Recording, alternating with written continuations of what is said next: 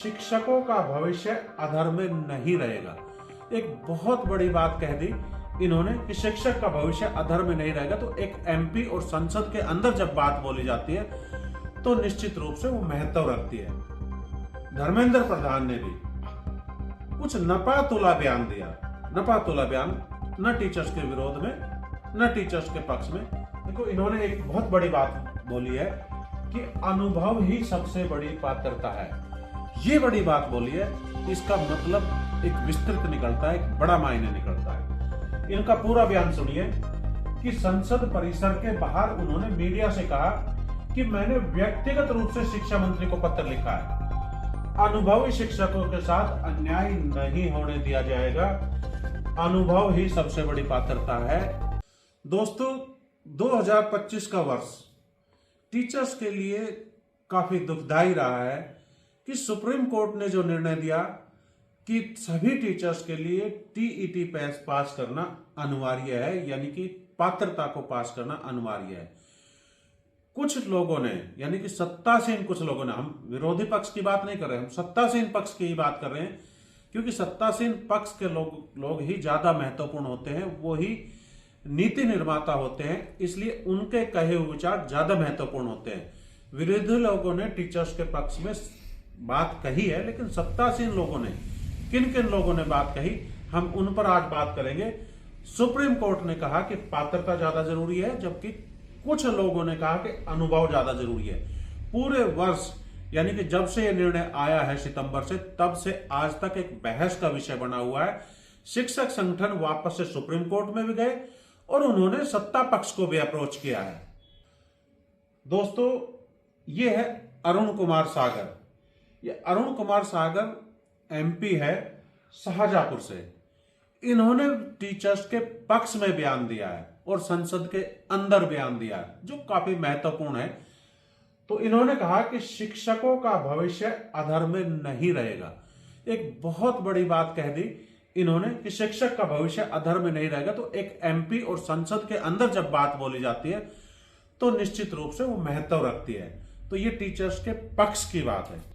दोस्तों, ministry of education यानी कि धर्मेंद्र प्रधान ने भी कुछ नपातुला बयान दिया। नपातुला बयान न टीचर्स के विरोध में न टीचर्स के पक्ष में, लेकिन ऐसा माना जा रहा है कि सत्ता पक्ष के लोग पूरी तरह से खुलकर समर्थन नहीं कर सकते, इसलिए एक बैलेंस बनाकर बयान देते हैं। तो उन्होंने ये बयान दिया कि एनसीटीई के मानकों का पालन अनिवार्य है, लेकिन हम राज्यों से प्राप्त सुझावों व कानूनी पहलुओं की समीक्षा कर रहे हैं। शिक्षकों के प्रति हमारी सहानुभूति है। ये जो नीचे की लाइन है दोस्तों, शिक्षकों के प्रति हमारी सहानुभूति है, इसमें बहुत कुछ छिपा है।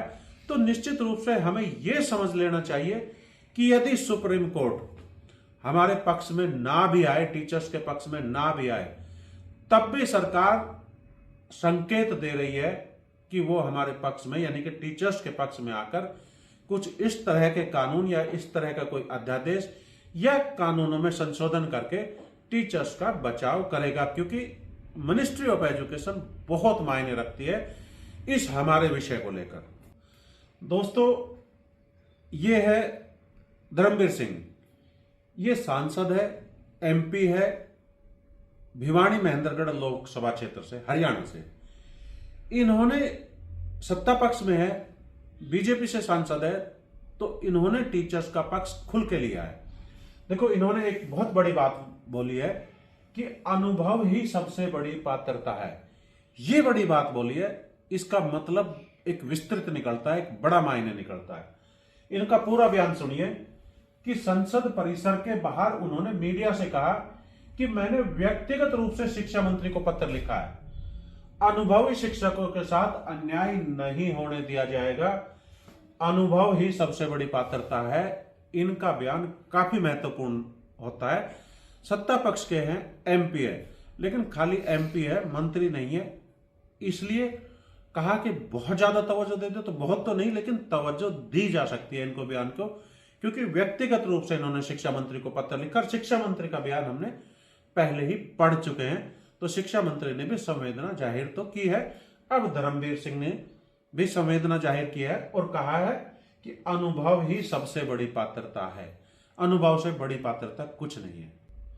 दोस्तों अब देखो, हरियाणा के शिक्षा मंत्री महिपाल ढांडा जो शिक्षा मंत्री है हरियाणा के, इन्होंने भी बयान दिया है टीचर्स के पक्ष में, लेकिन नपातुला।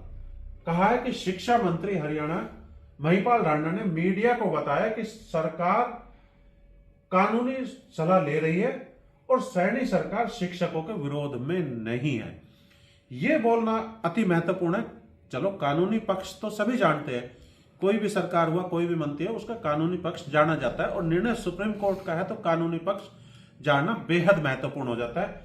लेकिन यह बात बोल देना कि यह शिक्षक के विरोध में नहीं है हरियाणा सरकार, तो यह बड़ी बात है, तो शिक्षकों का फेवर करने वाली बात है।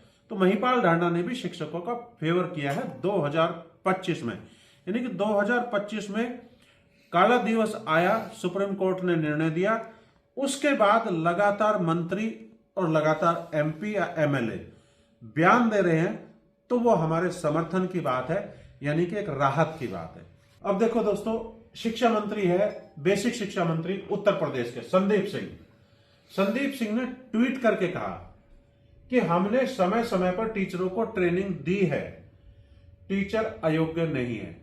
टीचर अयोग्य नहीं है, ये बात बोल देना, ये अपने आप में बड़ी बात है, क्योंकि सरकार नहीं मान रही है कि टीचर अयोग्य है, क्योंकि उनको ट्रेनिंग दे दी गई है। ऐसे ही हरियाणा सरकार ने बोला, ऐसे ही धर्मवीर ने बोला, एमपी ने, और शिक्षा मंत्री केंद्र सरकार ने भी लगभग इसी तरह की बात बोली है।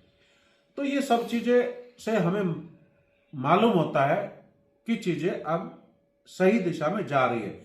जो चीजें बिगड़ चुकी थी अब धीरे धीरे स्टेप करके आगे बढ़ रही है। और आपको बता दूं, 2025 में माननीय योगी जी ने, उत्तर प्रदेश के मुख्यमंत्री ने, सुप्रीम कोर्ट पर जाकर रिव्यू पिटीशन भी डाल दी थी कि इस पर पुनर्विचार किया जाए, यह निर्णय ठीक नहीं लगता, टीचर्स के फेवर का नहीं है, या कहो कि टीचर्स के साथ इनजस्टिस करने वाला है। हाँ, इसका जवाब कानूनी दिया है। देखो दोस्तों, अंतिम स्लाइड बहुत महत्वपूर्ण है। ये अंतिम स्लाइड है, ये महत्वपूर्ण इसलिए है, एक मुख्यमंत्री ने इतना दृढ़ विश्वास जताया है और वो सुप्रीम कोर्ट के अगेंस्ट बयान दिया है।